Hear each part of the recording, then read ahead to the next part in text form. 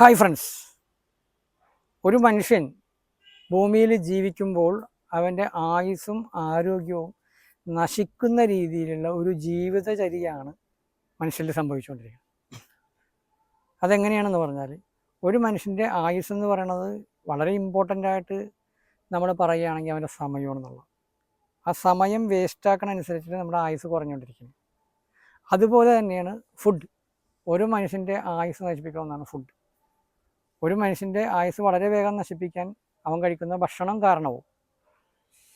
അപ്പോൾ ഇതിൽ നിന്നെല്ലാം വിഭിന്നമായിട്ടുണ്ടാകുന്ന അടുത്തൊരു കാര്യമാണ് ടെൻഷൻ. അവൻ്റെ ജീവിതത്തിൽ അവൻ ചെയ്യുന്ന പ്രവൃത്തിയിൽ നിന്നും, അല്ലെങ്കിൽ അവൻ്റെ ജീവിത സാഹചര്യങ്ങളിൽ നിന്ന്, അവൻ്റെ എക്സ്പീരിയൻസിൽ നിന്ന്, അവൻ ചെയ്യുന്ന ബിസിനസ്, ജോലി, ഫാമിലി ലൈഫ്, മറ്റെന്തായിക്കോട്ടെ, അതിൽ നിന്നെല്ലാം ആകെത്തുകയായിട്ട് ടെൻഷൻ വരും എന്നുള്ളതാണ്. ഈ ടെൻഷൻ അടിച്ചിട്ടുള്ളൊരു ജീവിതം നിരന്തരമായിട്ട് ഇങ്ങനെ പോകുമ്പോൾ അവൻ്റെ ആയുസ്സും ആരോഗ്യവും വീക്കായിക്കൊണ്ടിരിക്കും. ശരിക്കും പറഞ്ഞ ഒരു മനുഷ്യൻ ശരിയായി ജീവിക്കേണ്ട ആയുസ്സിലേക്ക് എത്തുന്നതിന് മുമ്പേ മരിക്കേണ്ട അവസ്ഥയിലേക്ക് പോകുന്നു. ഇതിന് പ്രധാന കാരണങ്ങളാണ് ഇപ്പം ഞാൻ പറഞ്ഞ കാര്യങ്ങളെല്ലാം തന്നെ. പണ്ടൊക്കെ നമ്മൾ ഫുഡ് കഴിച്ചിരുന്ന വെച്ചാൽ ഹെൽത്തി ഫുഡാണ്. കൂടുതൽ നമ്മൾ വർക്കൗട്ടും ചെയ്യുമായിരുന്നു, നടക്കും, കൂടുതൽ നടന്നാണ് പല സ്ഥലത്തും പോയിരുന്നത് വെച്ചാൽ. ഇന്ന് നടത്തം തന്നെ കുറഞ്ഞു, അതുപോലെ ഹെൽത്തി ഫുഡ് കുറഞ്ഞു. എൻ്റെയൊക്കെ കുട്ടിക്കാലത്ത് പാക്കറ്റ് ഫുഡില്ല, പാക്കറ്റിലുള്ള ഒന്നുമില്ല. ഇപ്പോൾ മുളക് പൊടിയാണെങ്കിലും മല്ലിപ്പൊടി ആണെങ്കിലും ഏത് പ്രൊഡക്റ്റ് ആണെങ്കിലും ലൂസായിട്ട് പൊടിപ്പിച്ച സ്ഥലങ്ങളിൽ നിന്ന് വാങ്ങിക്കുന്ന ഒരു ഹാബിറ്റായിരുന്നു. പുട്ടുപൊടിയാണെങ്കിലും ഏത് റൈസ് പൗഡർ എടുത്താലും, ഏത് സ്പൈസസിൻ്റെ പൗഡർ എടുത്താലും അത്രയും ലൈവായിട്ട് പൊടിപ്പിക്കുന്ന സ്ഥലങ്ങളിൽ നിന്നാണ് കിട്ടിക്കുന്നത്. പക്ഷെ ഇന്നത്തെ കാലത്ത് അങ്ങനെയല്ല, എല്ലാം റെഡിമെയ്ഡ് പാക്കറ്റ്സാണ്. അപ്പോൾ എൻ്റെയൊക്കെ കുട്ടിക്കാലത്തെന്ന് പറഞ്ഞാൽ ഈ പറഞ്ഞ പോലെ നമ്മളുടെ മസാലപ്പൊടികളാണെങ്കിലും റൈസ് പൗഡർ ആണെങ്കിലും എല്ലാം പൊടിപ്പിക്കുന്ന സ്ഥലങ്ങളിൽ നിന്ന് അപ്പം വാങ്ങിക്കുന്നതായിരുന്നു. വെളിച്ചെണ്ണ അടക്കം ലൂസ് ആട്ടണ മില്ലിൽ നിന്ന് വാങ്ങിക്കുന്ന ഹാബിറ്റായിരുന്നു. അപ്പോൾ എല്ലാം നല്ല നാച്ചുറൽ ഫുഡാണ് കഴിച്ചിരുന്നത് വെച്ചാൽ. അതുകൊണ്ട് തന്നെ നല്ല ഹെൽത്ത് ആ കാലഘട്ടങ്ങളിൽ ജീവിച്ചിരുന്ന എല്ലാവർക്കും ഉണ്ടെന്നുള്ളതാണ്. പക്ഷേ ഇന്നെന്ന് പറയുമ്പോൾ എല്ലാം റെഡിമെയ്ഡ് പാക്കറ്റ് ഫുഡുകളായി. പാക്കറ്റ് ഫുഡുകളുടെ പ്രത്യേകത എന്ന് പറഞ്ഞാൽ എക്സ്പയറി ഉണ്ട്. എക്സ്പയറി എന്ന് പറഞ്ഞാൽ ഒരു ചീത്താണ്ടിരിക്കാനുള്ള ഒരു കാലാവധിക്ക് വേണ്ടിയിട്ട് അവർ കെമിക്കൽസ് ചേർക്കും, എന്നാലേ അത് ചീത്താണ്ടിരിക്കുള്ളൂ. പണ്ട് നമ്മൾ ലൂസ് വാങ്ങിക്കുന്ന വെളിച്ചെണ്ണ ഒരു 3 മാസം കഴിഞ്ഞാൽ കറച്ചു പോകും. അതല്ലെങ്കിൽ മല്ലിപ്പൊടിയാലും മസാലപ്പൊടിയാണെങ്കിലും പുട്ടുപൊടിയാണെങ്കിലും ഏകദേശം ഈ ടൈം ആകുമ്പോൾ തന്നെ അത് ചീത്തായി പോകും. ഇന്ന് ഇതൊന്നും ചീത്താവുന്നില്ല, 1 ഇയർ വരെ ചീത്താണ്ടിരിക്കും. അപ്പോൾ നമ്മൾ കഴിക്കുന്ന ഇങ്ങനെയുള്ള ഫുഡ് തന്നെ നമ്മുടെ ആയുസ് കുറക്കുന്നു. അതുകൂടാണ്ടുള്ള ജങ്ക് ഫുഡ്, ഫാസ്റ്റ് ഫുഡ്, വറുത്തതും പൊരിച്ചതുമായിട്ടുള്ള മസാലകളുള്ള അല്ലെങ്കിൽ എണ്ണയും കൊഴുപ്പും ഒക്കെ ഉള്ള വളരെ രുചികരമായിട്ടുള്ള ഫുഡ്, ഇത് ഡെയിലി കഴിക്കുന്ന ഹാബിറ്റായി എന്നുള്ളതാണ്. പണ്ടൊക്കെ എന്ന് പറഞ്ഞാൽ ആഴ്ചയിൽ ഒരു ദിവസം ഒരു കല്യാണം വന്നം നല്ലൊരു ഇതുപോലെയുള്ള ഫുഡ് കഴിക്കണം, അല്ലെങ്കിൽ എപ്പോഴെങ്കിലും ഇങ്ങനെ ഒരു ഫംഗ്ഷനൊക്കെ വന്നാലും കഴിച്ചിരുന്നത് ഹാബിറ്റിലില്ല. ഇന്ന് എല്ലാ ദിവസവും ഇതുപോലത്തെ ഫുഡ് കഴിക്കുന്നു. ഇത് നമ്മളുടെ ആരോഗ്യത്തിനെ നശിപ്പിക്കുമെന്നുള്ളതാണ്. നമ്മൾ മെൻ്റലി പവർഫുള്ളാണെന്ന് പറഞ്ഞിട്ട് കാര്യമില്ല. മെൻ്റലി പവർഫുള്ളായിട്ടുള്ള ഒരാളുടെ ഫുഡ് കഴിക്കുന്ന ജീവിത രീതികളെല്ലാം ഇതുപോലെ ജങ്ക് ഫുഡും കൺട്രോൾ ഇല്ലാത്ത ഫുഡും ആണെങ്കിൽ ഉറപ്പായിട്ടും മെൻ്റലി പവർഫുള്ളായിട്ടുള്ള അവസ്ഥയിൽ അധികം കാലം പോകില്ലെന്നുള്ളത്. കാരണം അയാൾ ശരീരം വീക്കായാൽ അത് മനസ്സിനെ ബാധിക്കും. മനസ്സ് പവർഫുള്ളാകുമ്പോൾ ശരീരവും പവർഫുള്ളായിട്ടിരിക്കും എന്ന് പറയുന്ന പോലെ ആ പവർഫുള്ളായിട്ടുള്ള ശരീരത്തിനെ വീക്കാക്കാൻ ആ ശരീരത്തിൽ നമ്മൾ അകത്തോട്ട് കൊണ്ടുവന്ന ഫുഡ് കാരണവും ഒരു 40 വയസ്സോ 50 വയസ്സോ കഴിയുമ്പോഴായിരിക്കും ഇതിൻ്റെ എഫക്റ്റ് വരുന്നത്.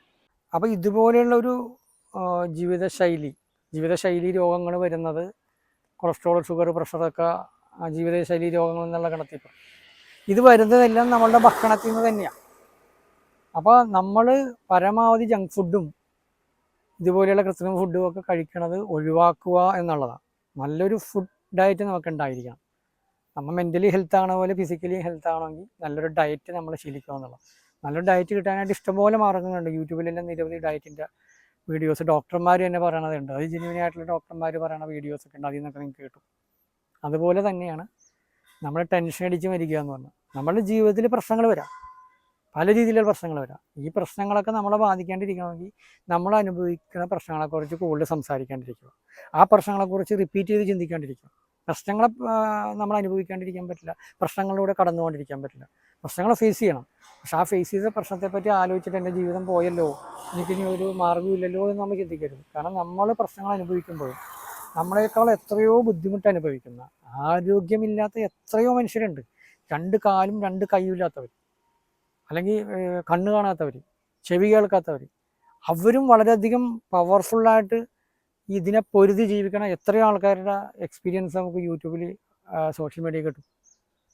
അപ്പോൾ അവരേലും ഏറ്റവും വലിയ സമ്പത്തല്ലേ നമ്മളുടെ ആരോഗ്യം. നമുക്ക് ആരോഗ്യത്തിന് പ്രശ്നങ്ങളില്ല എങ്കിൽ നമ്മുടെ ജീവിതത്തിൽ അനുഭവിക്കുന്ന പ്രശ്നങ്ങളെ ഓർത്ത് എന്തിനാ നമ്മുടെ സമയം കളയണം? നമുക്ക് നല്ല ആരോഗ്യം ഉണ്ടെങ്കിൽ ഈ ആരോഗ്യമുള്ള സമയത്ത് ഇനി നമുക്ക് അവസരങ്ങളുണ്ട്. ആ അനുഭവിക്കുന്ന പ്രശ്നങ്ങളെ ആലോചിച്ചിട്ട് ടെൻഷൻ അടിക്കുമ്പോൾ നമ്മളുടെ ആയുസ് കുറഞ്ഞുകൊണ്ടിരിക്കും. എത്ര അധികം നമ്മൾ പ്രശ്നങ്ങളെക്കുറിച്ച് ആലോചിച്ച് പോകുന്നു, അപ്പോൾ ഉറക്കം കുറയും.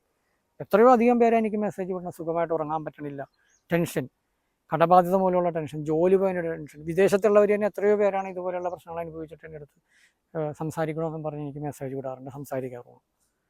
അപ്പോൾ ഇതൊക്കെ സംഭവിക്കണത് ആ പ്രശ്നത്തിലകപ്പെട്ട് കഴിയുമ്പോൾ ഞാൻ പരാജയപ്പെട്ടു, എനിക്കെല്ലാം പ്രശ്നങ്ങളാണ്, എനിക്കെതിരെ ആരോ എന്ത് ചെയ്തിട്ടുണ്ട്, എനിക്കെന്തൊക്കെയോ കുഴപ്പങ്ങൾ പാരമ്പര്യമായിട്ടുണ്ട്, അല്ലെങ്കിൽ എന്തോ ബന്ധനമുണ്ട്, ഭയങ്കരമായിട്ട് നെഗറ്റീവ് എന്നെ വായിച്ചേക്കണം, എൻ്റെ ജീവിതത്തിൽ എന്ത് ചെയ്തിട്ട് ശരിയാണില്ല, ഇത് തന്നെ ചിന്തിച്ചുകൊണ്ടിരിക്കാണ്ട് ഇതിനെല്ലാം ഓവർകം ചെയ്യാനുള്ള നിരവധി സൊല്യൂഷൻസ് ഉണ്ട്. ആ സൊല്യൂഷനിലേക്ക് എത്താനും നമ്മുടെ ആയുസ്സും ആരോഗ്യം നമുക്ക് ഈ ഭൂമിയിൽ സൃഷ്ടിക്കപ്പെട്ടപ്പോൾ ഉണ്ടായേക്കണ പീരീഡിലെങ്കിലും നമ്മളെത്തണം. അത് നമ്മളുടെ ജീവിത രീതി കൊണ്ട് ഇല്ലാണ്ടാക്കരുത്. അതായത് ഭക്ഷണം കഴിച്ച് നമ്മൾ വേഗത്തിൽ മരിക്കണ അവസ്ഥ ആകരുത്, ടെൻഷൻ അടിച്ചു വേഗത്തിൽ മരിക്കണ അവസ്ഥയിലെത്തരുത്, നമ്മളെ സമയം വേസ്റ്റാക്കിയിട്ടും വേഗത്തിൽ മരിക്കണ അവസ്ഥയിലെത്തരുത്. അപ്പോൾ ഇതുപോലുള്ള കാര്യങ്ങൾ ശ്രദ്ധിച്ചുകൊണ്ട് ജീവിതത്തിൽ മുന്നോട്ട് പോകാനായിട്ട് ശ്രമിക്കുക. എൻ്റെ പല വീഡിയോസും ഞാൻ ഇതിനകത്ത് ചെയ്തിട്ടുണ്ട്. ഒരാളുടെ ജീവിതത്തിൽ എന്തെല്ലാം കാര്യങ്ങളാണ് നമുക്ക് ഡെവലപ്മെൻറ്റ്സ് വരുത്താനും പോസിറ്റീവ് ആകാനും അല്ലെങ്കിൽ പവർഫുൾ ആകാനും ഒക്കെ ഉള്ള നിരവധി വീഡിയോസ് ഉണ്ട്. അത് സമയം കിട്ടണ പോലെ എല്ലാവരും കാണാൻ ശ്രമിക്കുക. എൻ്റെ ജീവിതത്തിലുള്ള എക്സ്പീരിയൻസിൽ നിന്ന് ഞാൻ പഠിച്ചതും റിസർച്ച് ചെയ്തുള്ള കാര്യങ്ങളാണ് ഞാൻ കൂടുതലും വീഡിയോസ് ചെയ്തുകൊണ്ടിരിക്കുന്നത്. കോമൺ സൈക്കോളജിക്കലായിട്ടുള്ള കാര്യങ്ങൾ 25% ഉണ്ടാവും. അപ്പോൾ എന്തായാലും വീഡിയോ ഇവിടെ അവസാനിപ്പിക്കുകയാണ്. നന്ദി, നമസ്കാരം.